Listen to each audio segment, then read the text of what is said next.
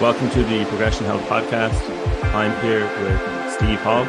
Steve, do you want to introduce yourself to the listeners for anyone who didn't listen to your first episode that we had a couple of months back? For sure. Yeah, thank you again for having me. I'm excited to chat. It's always a bit novel to be on the other side and talk a little bit more versus facilitating like a podcast, which I guess that intros it a little bit. I'm a podcast host, the Revive Stronger podcast, where I get to interview kind of experts and researchers in the field, specifically about kind of how to kind of gain muscle, lose fat, physique sports. Basically, bodybuilding is kind of my passion. I'm also a competitive bodybuilder. And I also own Revive Stronger along with Pascal Floor, where we have a coaching team and essentially just similar to the podcast, people who are interested in kind of growing muscle, losing fat, physique enthusiasts, they're the people we help.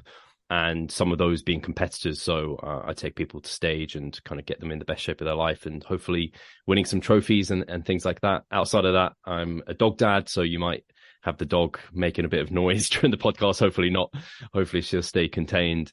And yeah, I guess that's most of me. Most of my life is bodybuilding. I guess I also love anime and kind of watching TV and traveling and now and then.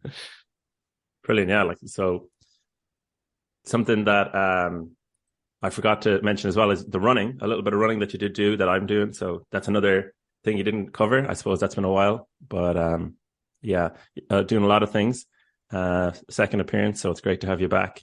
And the podcast you have is really good. I really enjoy listening to that and just getting insights into, I feel like, how to make fitness fun. You know, bodybuilding, it can seem serious about, oh, you have to lose weight or you have to, do certain things. And it's like, no, the community in bodybuilding is really strong. You're one of the leaders in it and you put out really good content. So yeah, I really love to see it. So yeah, what work do you specialize in? You said bodybuilding, getting people lean. What does that look like? And is it just people competing or is there a bit more than that? Sure. So yeah, definitely specialized within kind of bodybuilding style training. So if, I don't know, you're a powerlifter listening or a runner, I certainly wouldn't be the go-to guy for that. But certainly if you're looking to gain muscle, lose fat, that sort of thing, physique endeavors, definitely about that. But like you said, that there's more to it than just those two things. And we're kind of talking off air about like people's why.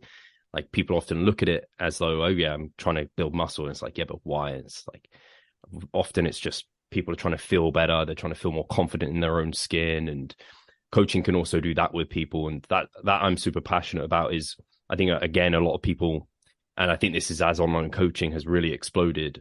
There are a lot of, like, I put them in quotation marks, like coaches, and they're just like, basically they're going to get outdone by AI soon enough anyway. Now that's all like blowing up, where they're just like macro coaches. They just send you a PDF program and maybe they respond to your email every 3 months or something. Whereas like I am having weekly check-ins with my clients. They're video check-ins, not live, but video check-ins. So I like to think, I came from a background of personal training, and a huge part as a one-on-one PT is being personal with that individual, understanding them as an individual, putting yourself in their shoes, meeting them where they're at. And that's something we're really passionate at Revive Stronger that I think differentiates us from quite a lot of the bodybuilding circle, where it's a bit hardcore. It's like their clients are like robots. Whereas we know like even the kind of most strict, most hardcore bodybuilder is like a person behind it all.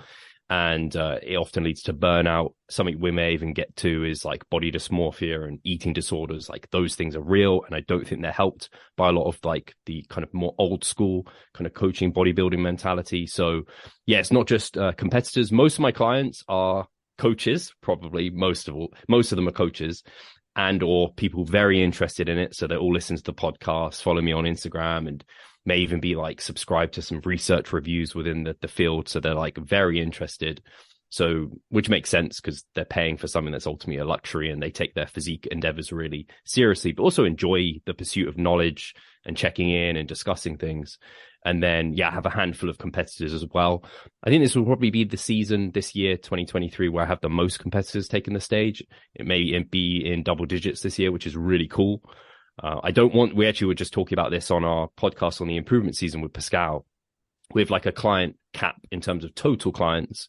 And I've not been at the point where I need to cap my competitors, but they do at times when you're nearing the stage take a little bit more time. For sure. So like in a peak week, for example, I wouldn't want to have like tons of people going through a peak week at once, because I wouldn't be able to give each of them my time. So I might have to cap that at some point. But at the moment, thankfully, like the numbers I'm working with are still manageable. And I'm excited for the season that kicks off, because bodybuilding, it's like basically the second half of the year is when that all gets kind of kicking off. I don't know if I answered that question, but hopefully. Yeah, no, that's a great insight. And we'll come back to more of the higher level bodybuilding later on. I want to get into just your why.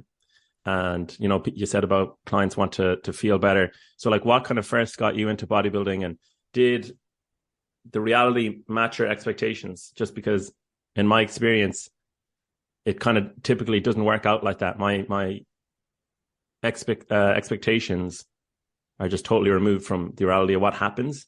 But usually what happens is like kind of almost like what I need, or it far surpasses my expectations. So yeah, just what's your experience been of bodybuilding, you know, up to the current point, to your most recent competition? Yeah, so it's been quite a journey. I don't think there's anyone else there's no one else who's gone through exactly my journey, but people will probably relate to some of it. I started training just before I was 16, because I remember there being like, I don't know if gyms have this now, but 16 was like the limit, the age kind of threshold to be able to train with weights. But I was like, oh, I'm nearly 16, so they let me train with weights.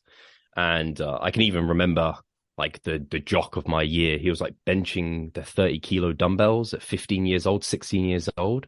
And I was like, I was doing like 15, like I could barely coordinate myself or do anything. Like he was strong. And I didn't see like amazing progress when I first started lifting by any means, like you mentioned, but I had no expectations when I first started at that age. It was just like, oh, this is interesting. This is new. And I just kind of went with my friends, and it was just like a social experience where we're just kind of like all doing it together and enjoying that. I never really knew much about my nutrition. I kind of understood that there's like good and bad foods, or rather that was my understanding. There's good and bad foods, and I should eat high protein, and I should train hard and like push myself. That was like the bare basics of my understanding.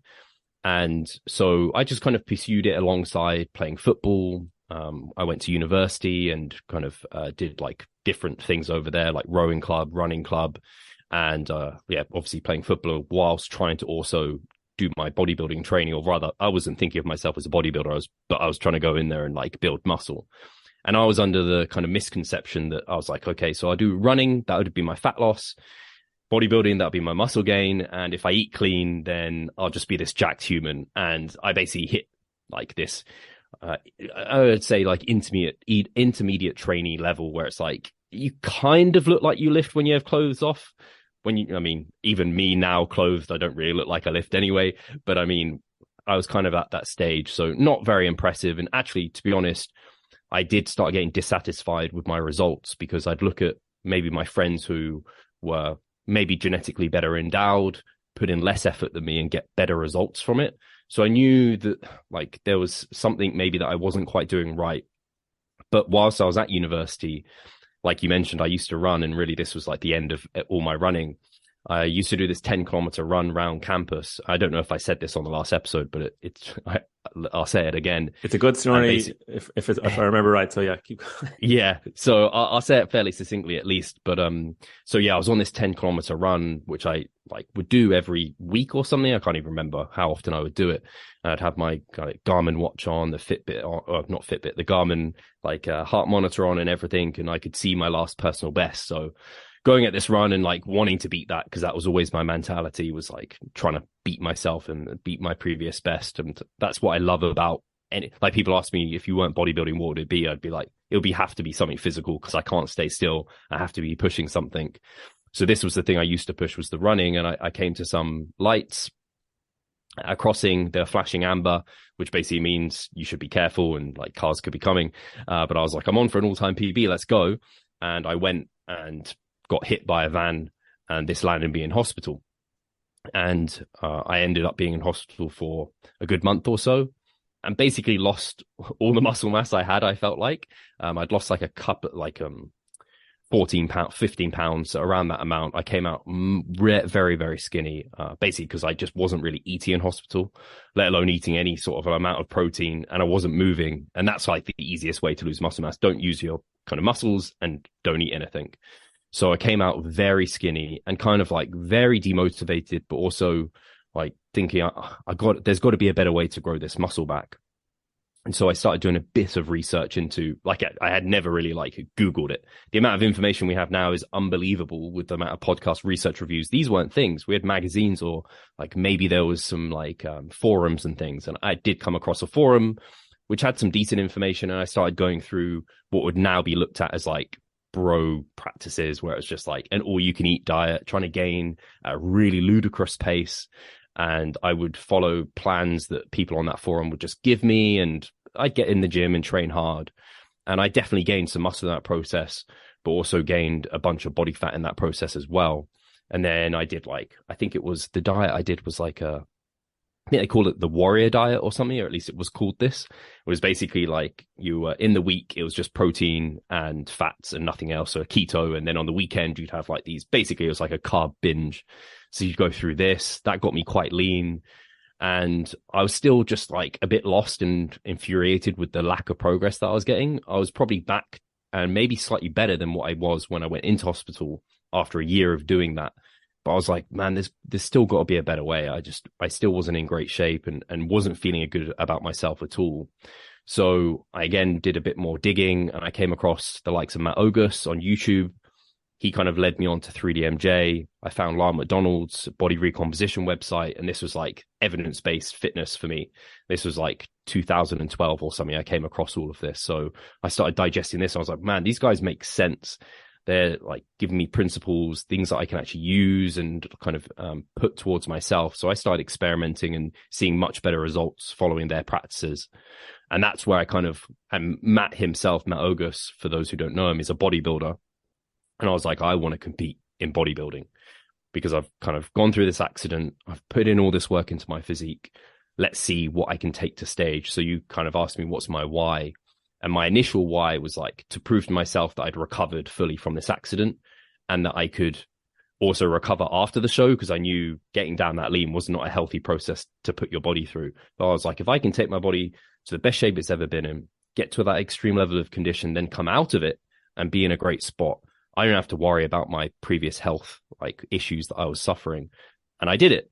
And going through that process, I learned so much. And I was like, if I can do this, anyone can do it. I like literally felt that way. And I was like, I can help anyone do this.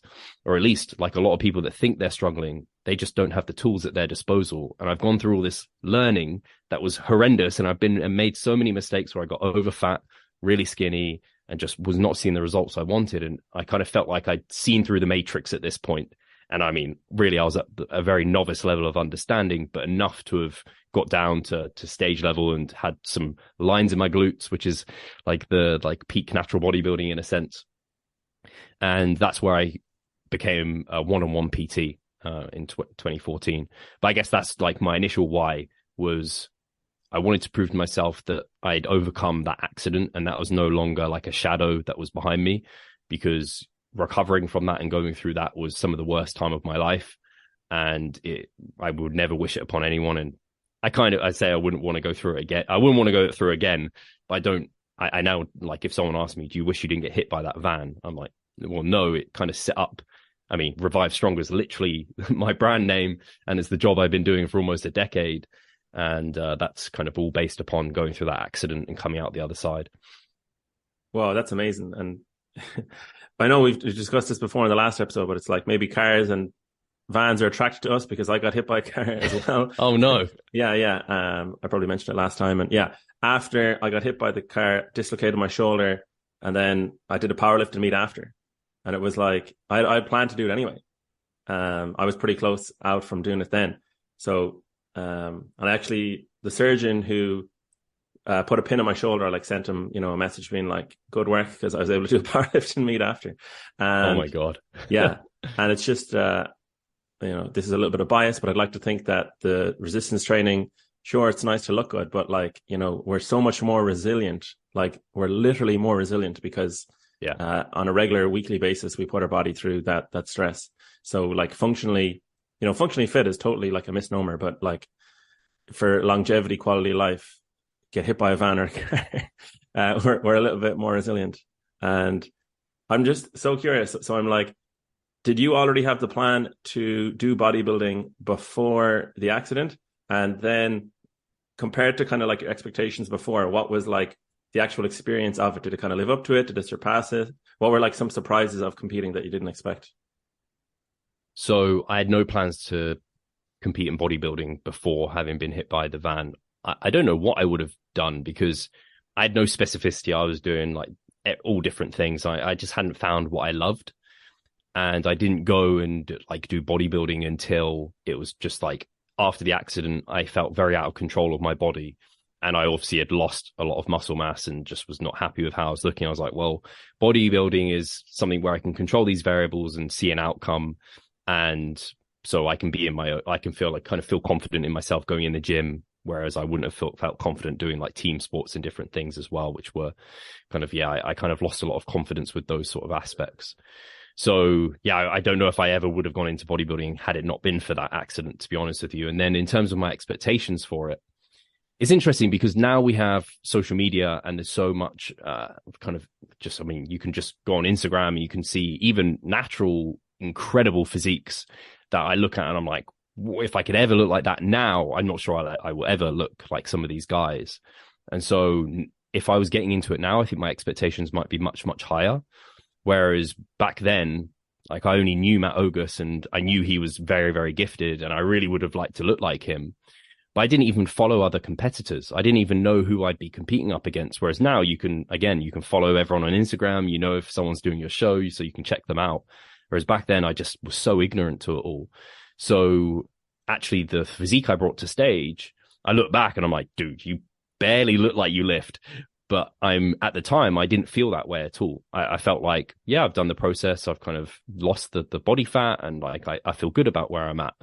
And it wasn't then until I like look at stage photos and things like this where I'm like, oh, like there's levels to this. There's like people have better symmetry than me and they have a better like frame for this than I do. And if I want to get better, I really need to like put in a shift here. But the biggest thing I remember going through it was, it's kind of, I always relate it back to something like, if you've never been knocked unconscious, like you don't know what that really feels like until you've done it. Because I can remember the first time I like lost consciousness and then woke up, I was like, wow, that's a weird thing. So I think it's the same with like taking the bodybuilding stage. You don't quite like know what it feels like until you get to that lean level. And some of the things creep up on you so slowly that you don't really see it either, where it's like, slowly you're becoming more apathetic, you're caring less for your partner, you're becoming more food focused, you're caring less about like sexual desire goes down, your sleep slowly gets worse, and these things just creep up on you over time. So I definitely remember just being very, very cold, very fatigued. And yeah, my girlfriend, who I'd only recently started dating at the time, who is now still my girlfriend, so she stuck with me this long, said like she really struggled with it, even though she knew I was putting myself through something quite extreme, just the selfishness and the lack of awareness of what she was going through as I was experiencing it. So yeah, I learned quite a lot during that period of time.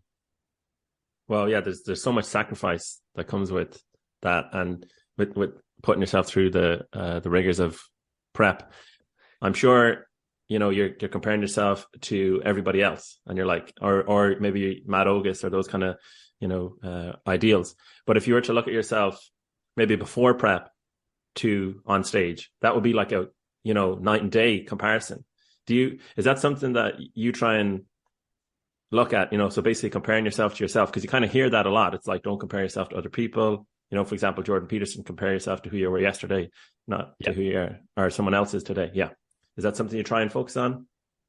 Yeah, it's almost a bit of a cliche, I think, in bodybuilding, where you have this, and it's often from coaches, and it's completely well-intentioned. And I absolutely agree with it, where it's like comparison is the thief of joy, because everyone has like a deck of cards they're dealt, and then it's how they play with those. And you can't control who turns up on the day.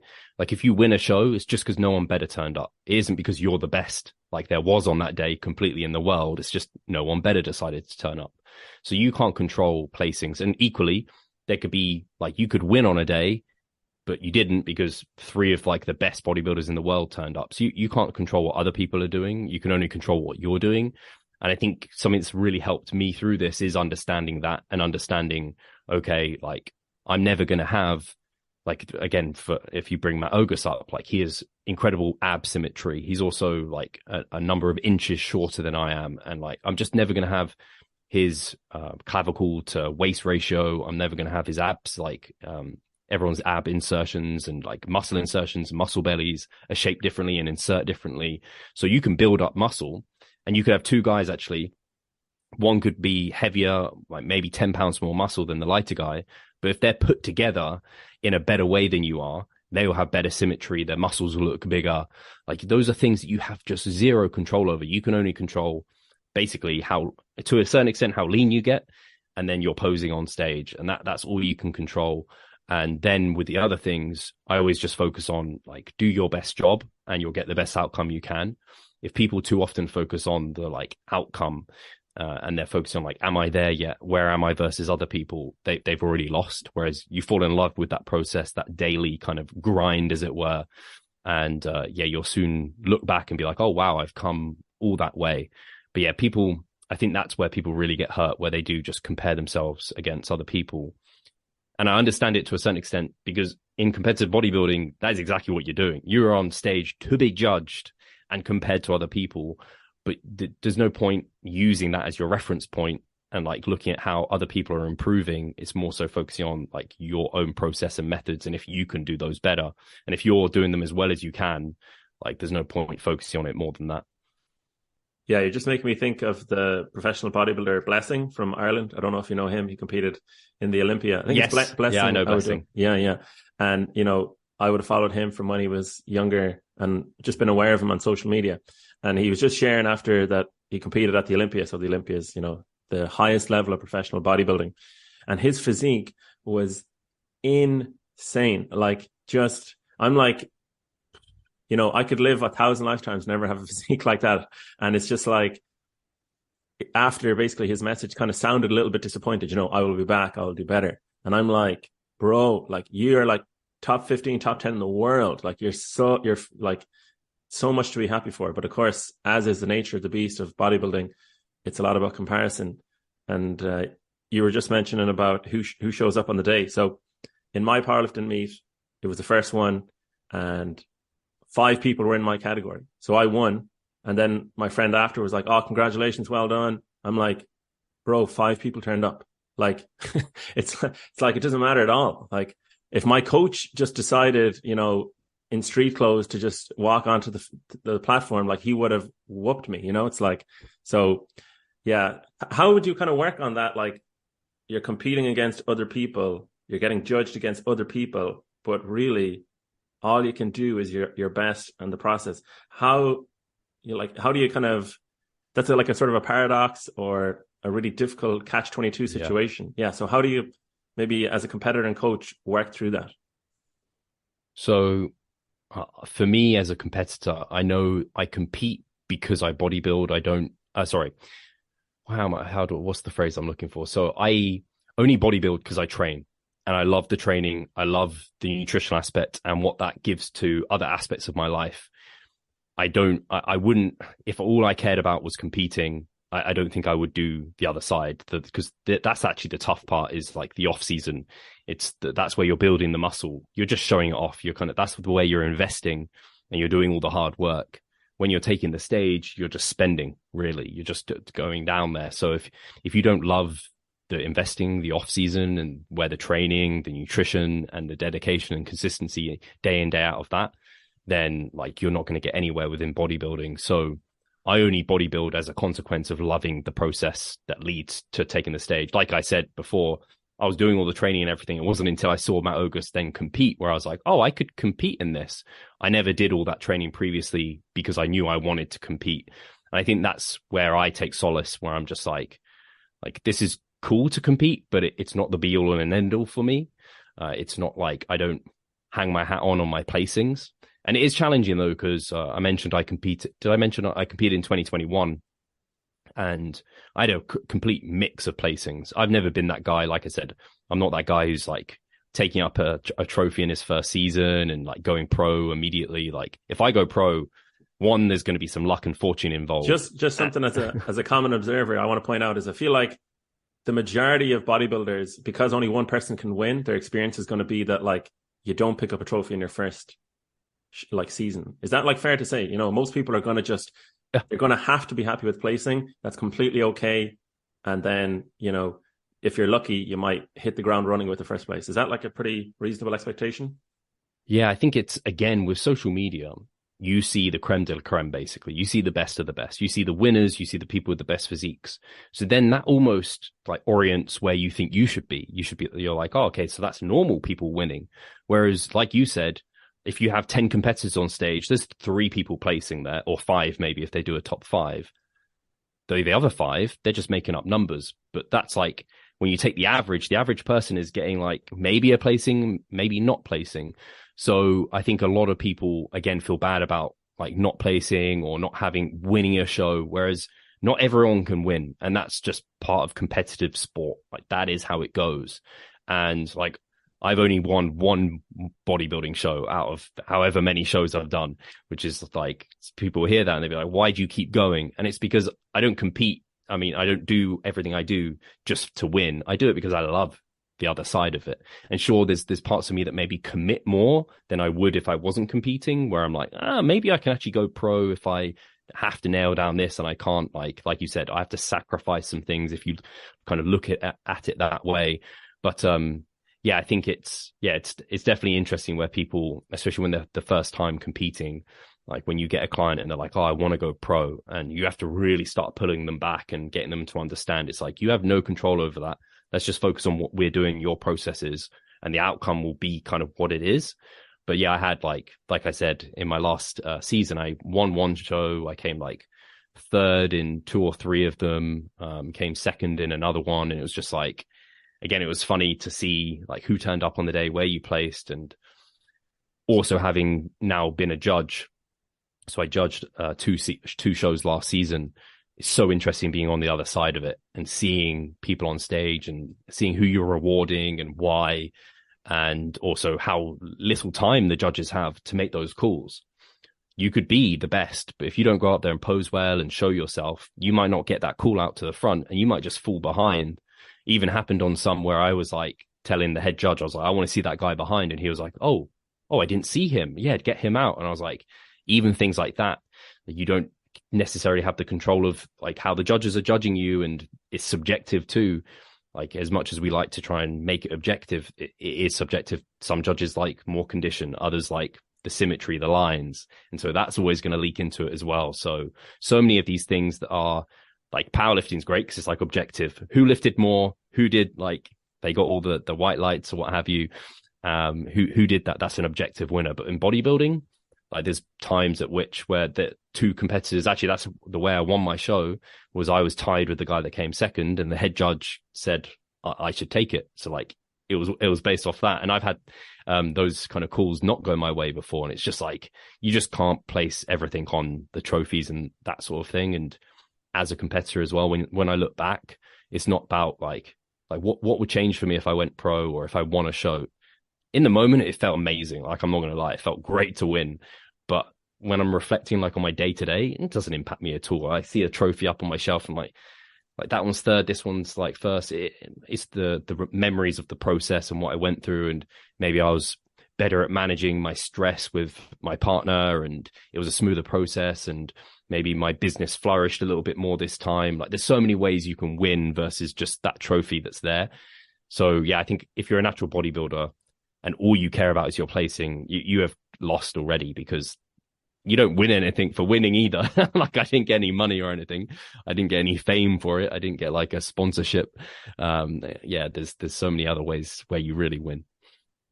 Yeah, if you kind of expand your definition of I guess progress or winning, you can win in different ways instead of just the trophy. I want to focus on the process after this, but some kind of question I'm thinking of recently is, so we're obviously both, coaches, we're passionate about training, but where does like health come into it, So like, it's kind of almost like 2 ends of a spectrum, you're trying to make progress, right? You're trying to compete or lose body fat or build muscle. And I feel like that's kind of opposed to being healthy. Like, the health guidelines might be, you just have to do 6,000 steps a day, or, do 2 resistance training sessions a week. So like, how do you know that the kind of goals you have, the progress you're making is in your kind of like in your best interest, or it's healthy, or is this ever something you consider? Because I think it's very easy, just because in my experience, I push myself too hard. I'm a little bit like burnt out, and I'm kind of reconsidering, my goals, my health. Yeah. Do you have any insight on the question of health as well as making progress?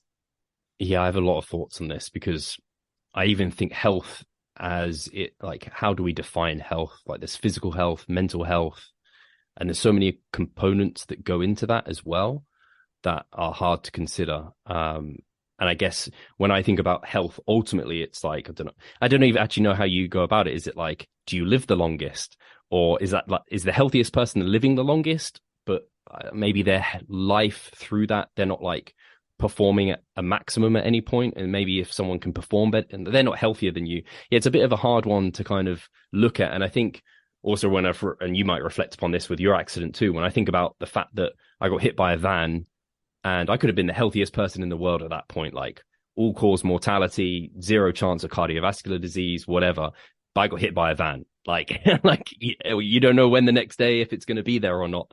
So it's like you have to, I guess, with everything you're doing, kind of have trade-offs and risk versus reward. So for me, like smoking, that's a dumb idea. Like the what's the reward of smoking? I can't think of any really. What's the risks? Like I could get cancer. Like my cardiovascular health is going to be worse. It's money go down the drain. But me like trying to push as hard as I can on a hack squat, kind of what's the risk to reward there? And like the risks are relatively low. Like I could get injured, I could hurt my knee or whatever, but like the rewards are like just insurmountable for me. Like I get bigger quads and I get an endorphin rush. I hit a PR, and like there's so many physical and mental benefits for me in that regard. So yeah, I think it's a challenging one, but I think for me, at least within bodybuilding, it is inherently fairly healthy as a natural bodybuilder outside of, I would say, competing, because when you are getting down below like your lower level of a like range of body fat where the body's feeling good and healthy and hormones are functioning well, when you get below there, especially for females, that's pretty unhealthy. If they're losing their menstrual cycle, that's literally a sign of like not great health, because health and vitality is needed to have kids and be pregnant and like give birth. But the same for a man, like his libido completely tanks because the body's like, nah, you can't bear children right now. We need you to go hunt and eat food and gain some body fat back. So equally, as a competitor, that is something to take into consideration. Also, as I mentioned before, for like potentially eating disorders, because inherently bodybuilding and taking it to the physique stage, you have to eat in a disordered way. And a lot of the traits that people with eating disorders have, you as a bodybuilder inherently have to have to compete as a bodybuilder, like hyper focus on your physique and how you're looking. That's like epitome of a lot of the eating disorders. But as a competitor, that's exactly what you're doing. You're checking your glutes in the mirror. You're weighing in every day. You're hoping it to go down. And that, again, a preoccupation with a certain weight or look, that's exactly what comes into a lot of eating disorders. So it's kind of weighing up those risks as well, and assessing your risk tolerance. And like, again, maybe you've gone through a few diets and you found, I don't like the preoccupation that I get with my looks and how I feel and the scale, and I become a bit obsessed about it. And it's a bit kind of worrisome for me.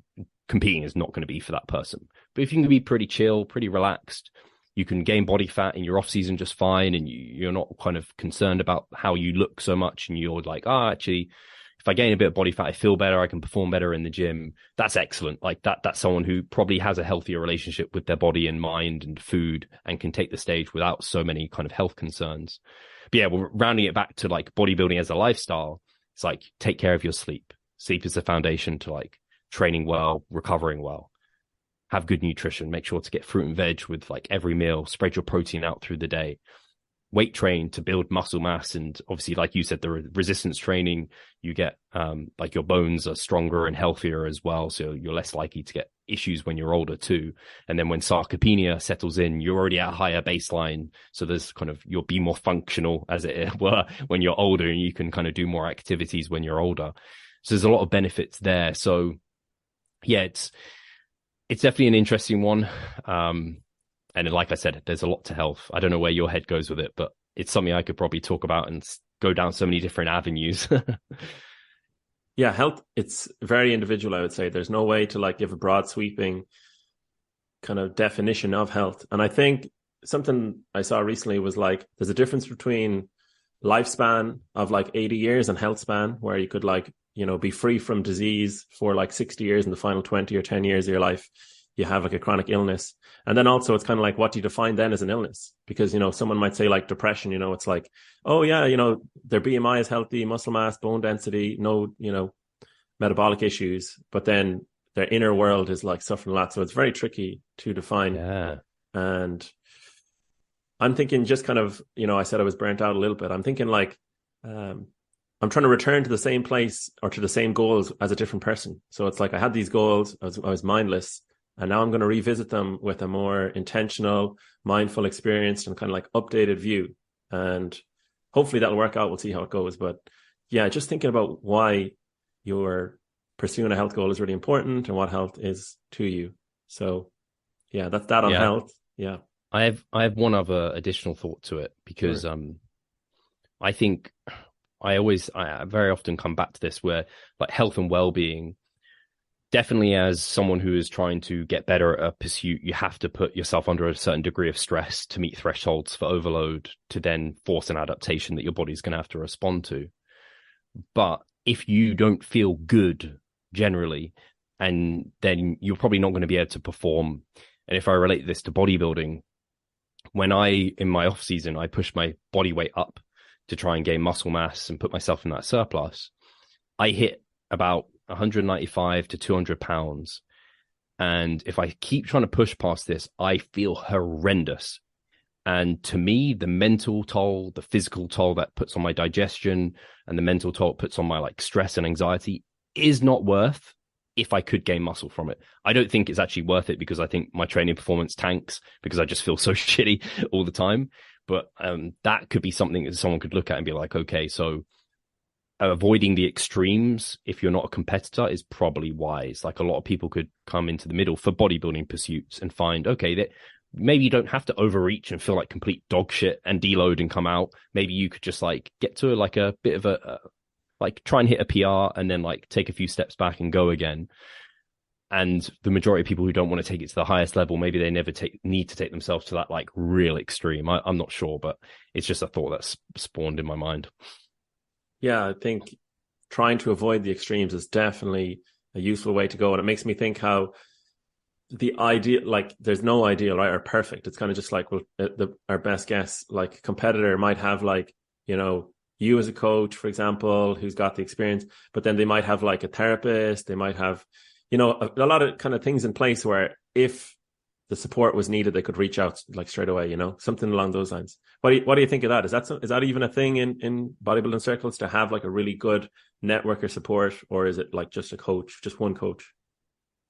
So at least here at Revive Stronger, we have a physio. So that's kind of a bit of a network of support, because, man, like a physio who does the sport that you do and understands the way that you program as a coach is invaluable. So we have Mike Chalice, our physio, who I coach. And he's a bodybuilder. So it's like ideal. If one of my guys has a bit of an injury, he knows exactly how to incorporate his like rehab or prehab into our programs.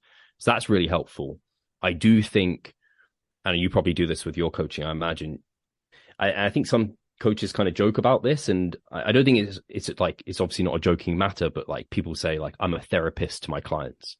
And I don't think and I am always clear with my clients to be like, I'm not your therapist, but I'm here to hear you out, hear about your stresses. And if I can help your mental health and well-being, I'm all good for it. And just hearing them talk about their stress and being like, I understand, not necessarily giving them advice on how to manage it, but just being there to listen, I think does go a long way.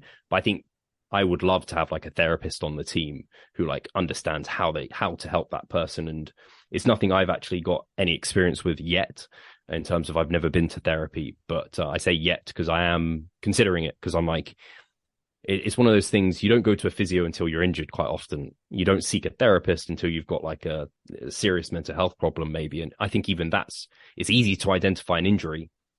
Identifying if there's something that could be improved with your mental health, I think is a little bit tougher for us to identify. So yeah, I'm I've been considering for a while, I'm going to buy a book kind of that talks of through therapy to give me a bit better of understanding, because it is a bit of a going to a physio. I can be like, yeah, I've got my knee hurts, but going to a therapist and being like, I don't know, I don't feel 100% in my head.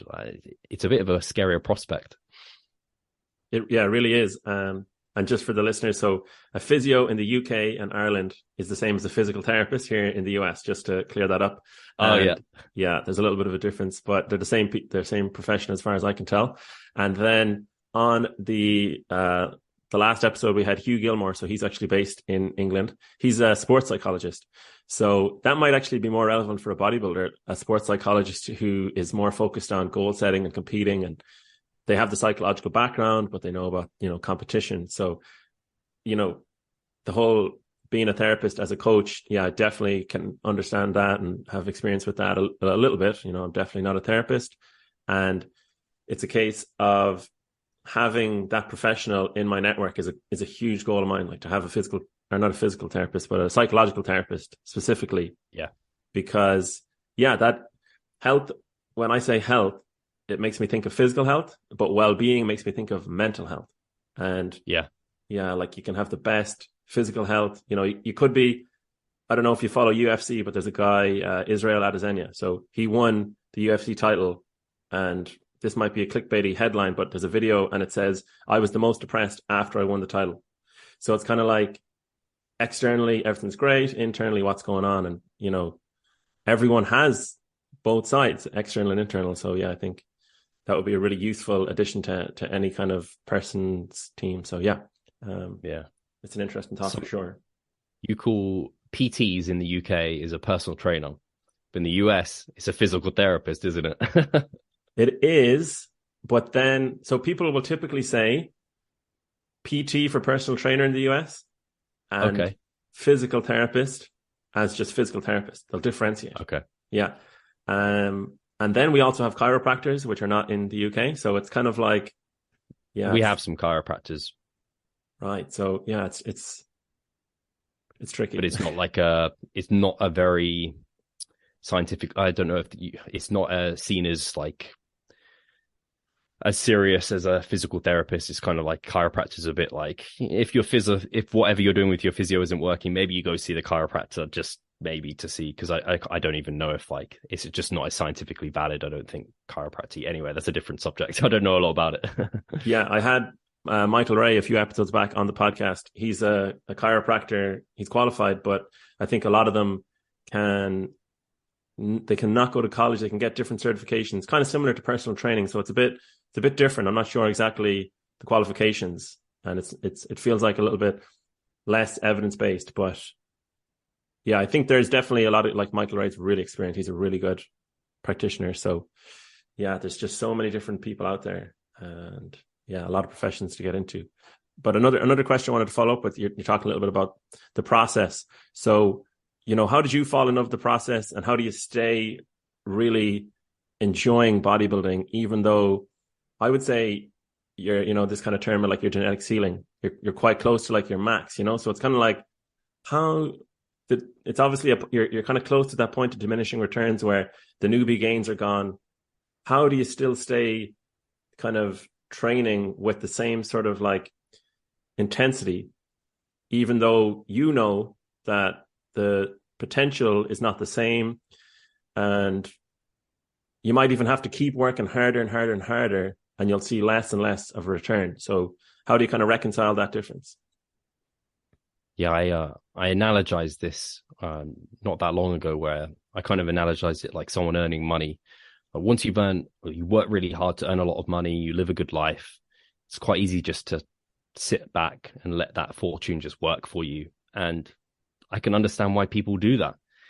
But those who seek to earn even more money, and they put themselves in like the next like small percentage category who earn over a certain amount, they really differentiate themselves from the pack, because they were willing to go that extra mile to earn that little bit more, which would have been a lot of extra work. And I see that the same with like natural bodybuilding, where it would be so nice. Like I could easily see a time, and sometimes I go through like an active rest or a deload, and I'm like, like life could be like, I could not ache quite often, and I could spend less time at the gym, and man, I could actually just maintain the physique I've got, eat, like I wouldn't have to like ever need to like think about being in a surplus or a deficit. I could just eat at maintenance, train 3 days a week, and I could pursue something else in life. Like that would be quite a cool thing. But I'm like, yeah, but if I want to be really, really good at this, if I want to separate myself from others, I need to go that extra little mile that other people won't. So I think a lot of people like get to this advanced stage and they aren't willing to continue to commit enough to get to that like elite level where, yeah, I mean, it could literally be a couple of pounds difference between someone who is like advanced to like elite. But that couple of pounds, it looks so much different on a physique. So that inspires me to kind of think about that process.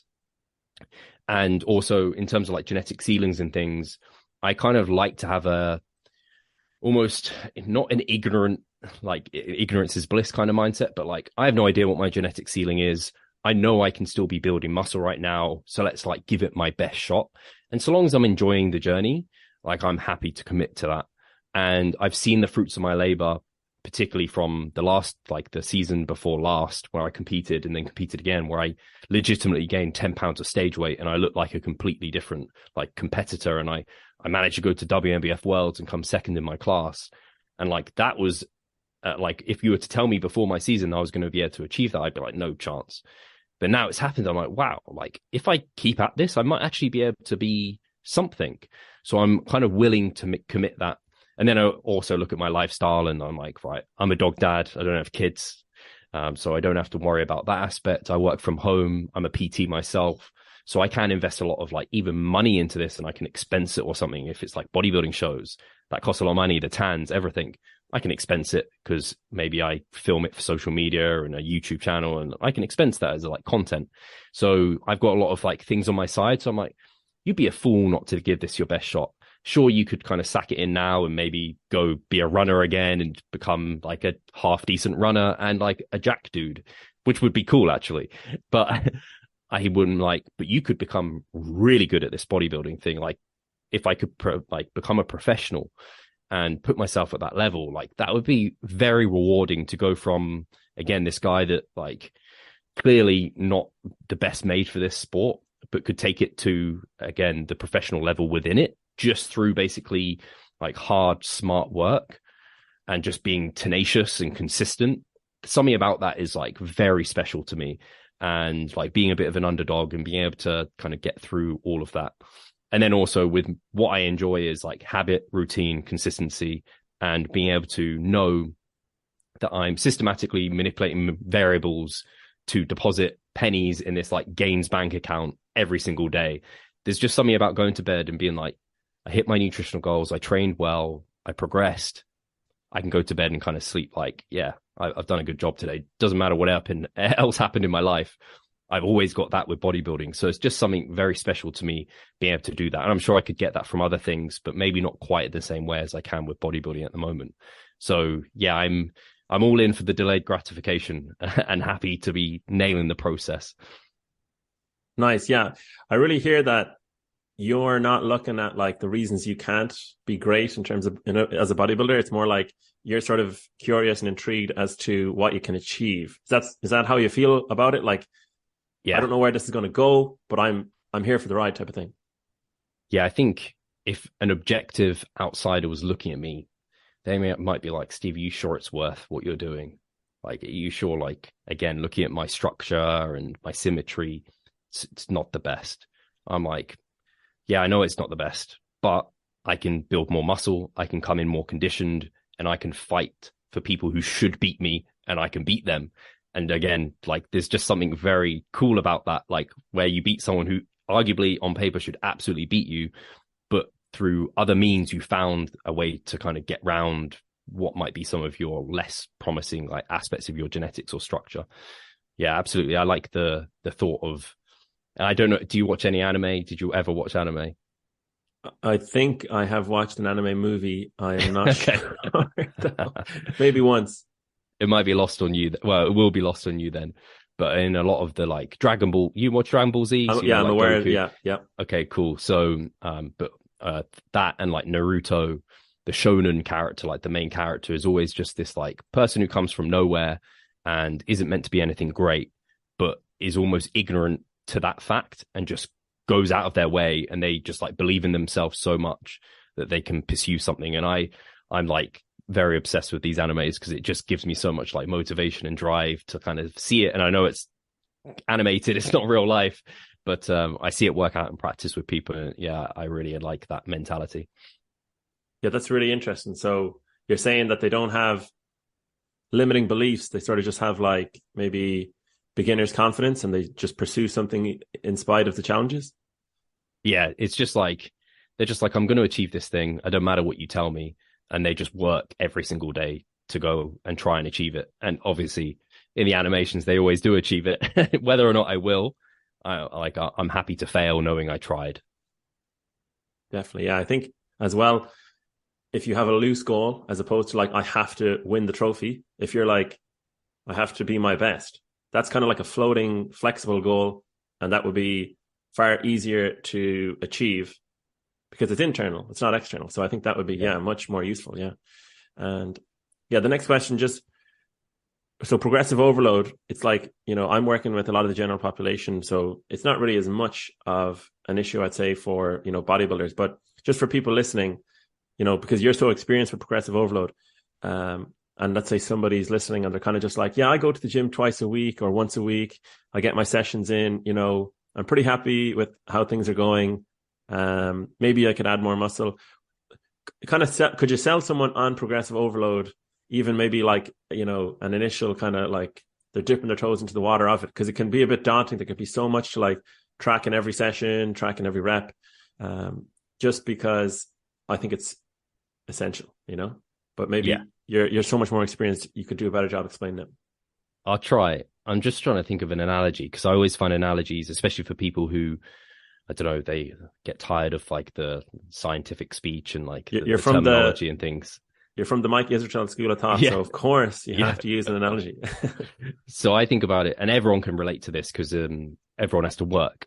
So if you work like a corporate job or what have you, and you want to get a like bigger paycheck, you want to get a promotion, then you can't just do the work that you're doing for your current job. You kind of need to go above and beyond, and you need to push yourself more to be able to get that promotion. And you getting that promotion is a sign that you've been working hard. And now to get the next one, you need to level up again. You can't just keep doing what you've always been doing and expect them to promote you and pay you more.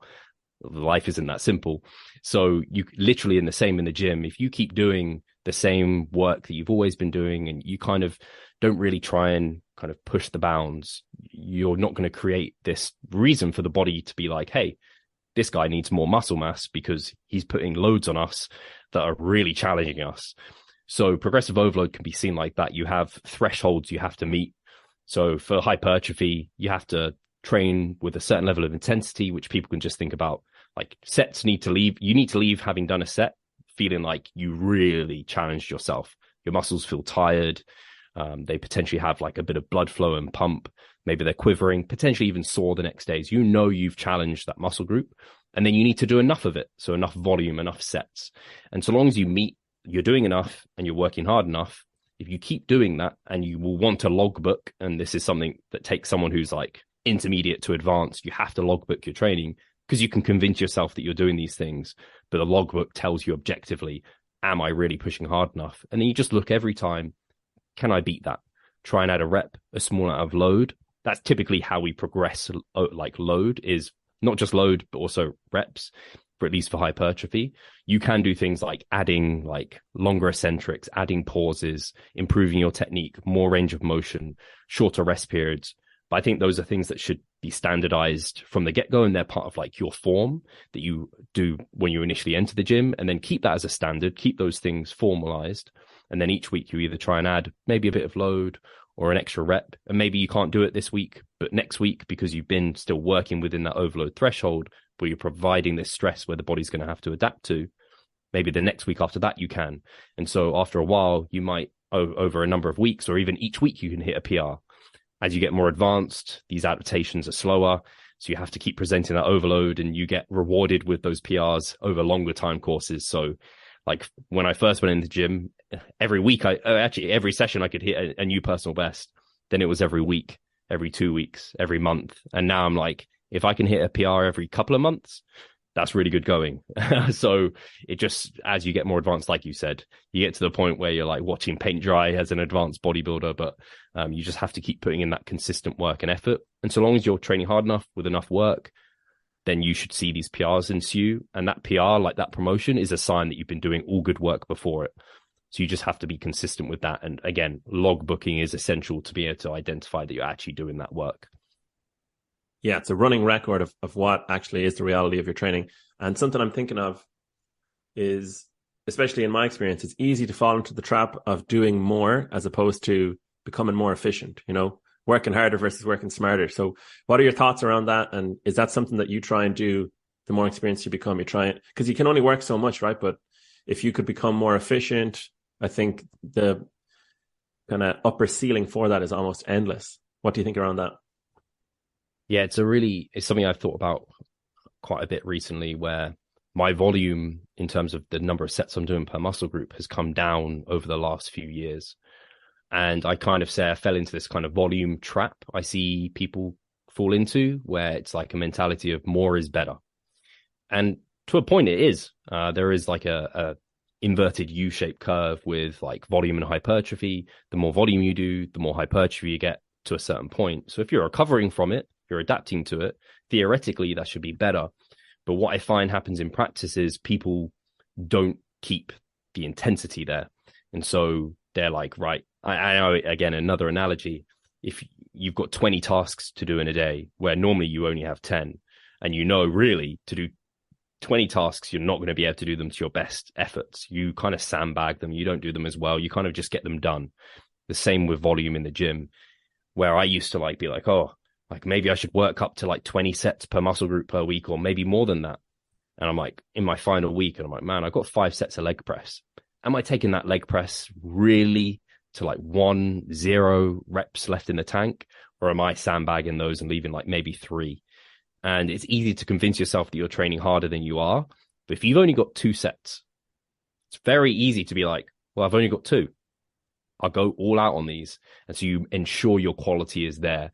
So I find people get into this little bit of like, they train a little too easy and then they're like, oh, I'm recovering on time, add a set. And that leads to them, because they have so much to do, they have to continue training easy.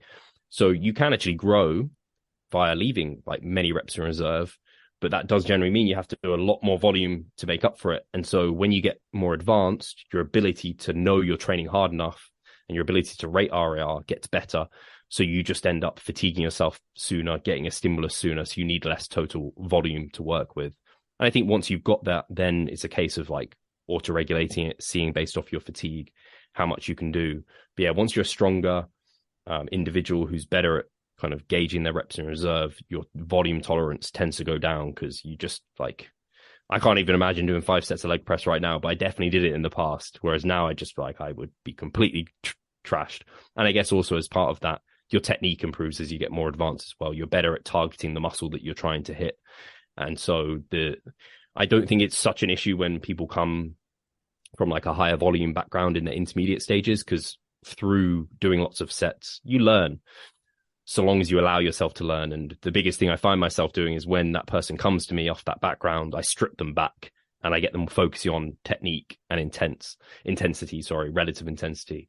And once they get those 2 things in check, they're like, wow, like sometimes I've had people where they're kind of week before deload volumes, which typically would be peak volumes, are lower than their starting volumes. So where they used to start them as a cycle. So I was like, wow, you must have been working, like they're working really hard, but not at the same time. Like they're almost becoming a bit endurance like, where it's like, no, we've got to have that intensity there. So I don't know if that answered your question well. It really does. Yeah. I'm thinking of beginners really easily fall into the trap of doing more. And it's so kind of enjoyable initially. And it's like, oh yeah, more has to be better. And it's like, actually a kind of a skill in the beginning can actually be knowing when to stop, to have the discipline to say the extra rep isn't worth it, or now I'm training purely for ego, or, when you've hit a PR or maybe you're training for strength, it always feels fun to keep on pushing the boundary or moving the goalposts. And there's definitely limits to that, to the body. And if you're, if you plan to hit a 1 rep max and then you say, okay, that was easy, I'm going to do it again and again and again, like there is a breaking point. So I think, yeah, it's definitely a really good point to make, that efficiency will trump, hard work in the long run for sure. And yeah, that's a really good point about like focusing on the intent in the set and building that mind muscle connection. Is the mind muscle connection something that you like believe in and you work on? So to a certain extent, yes, and no. So I think it can lead you down the wrong path if you focus on it too much, particularly on big compound lifts. I tend to prefer people to focus on externally what's going on with their form and technique versus like on a barbell back squat, trying to feel their quads like stretch in a barbell back squat. I'm just like, I don't know, even on a leg press, like that's a big heavy load coming down. You ain't focusing on like your quads. After the set, sure, where are you feeling that pump? Where's that disruption? What muscles fatigued? And that's a great way to do it. Like RDLs for me are a classic one. When I'm doing the movement, like I can feel the hamstring stretch. I do like to focus on that. But like I am getting like a general systemic fatigue feeling through the set, and I can't be sure my hamstrings are absolutely without a shadow of doubt the limiting factor. But when I come off, I'm like, ooh, my hamstrings feel tight. The next day, my hamstrings are sore. So I think for those lifts, compound lifts, I like people to more so focus on the execution of the lift versus the muscle feel. The more isolation based the lift becomes, I think that's where the technique is simple. And now you are really like pretty much isolating a single muscle group. And so you can now focus on that mind muscle connection and feeling the muscle being trained within the movement. And that probably also helps the technique too.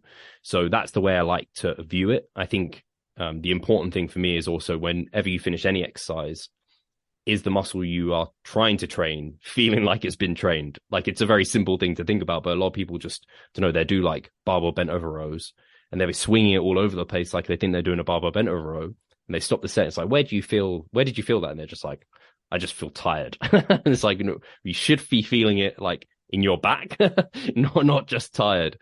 Or if you finish like a lat pull down and you think you've done good technique, but you finish it like, I just felt it in my bicep. It's like, well, maybe you need to revisit your technique if your biceps are where you're feeling that movement. Yeah, it's like people will have the goal to build muscle and they'll do a fatiguing workout. And it's like, all right, like, what are some indicators that you work towards your goal? And it's like, oh, I felt tired. So, I went to failure. So that must mean that I'm building muscle. And it's like, well, the fundamentals are, progressive overload, so it's like one of the fundamentals. So it's like, did you do more than last week? And it's almost like, oh, I'll just forfeit the nuance. I'll just go for the hard work and that'll be enough. It's like, it's a little bit it's a mix of both. But Steve, thanks very much for your time. This has been great. Is there any kind of final message you want to leave the listeners with, or anything coming up that you want to talk about? Yeah, thank you for having me. It's been a fun chat and hopefully some good takeaways for people. I guess for the listeners, if people are interested in the podcast, they can find the Revive Stronger podcast on all podcast platforms. I always said we have the Improvement Season podcast as well, which we've separated now.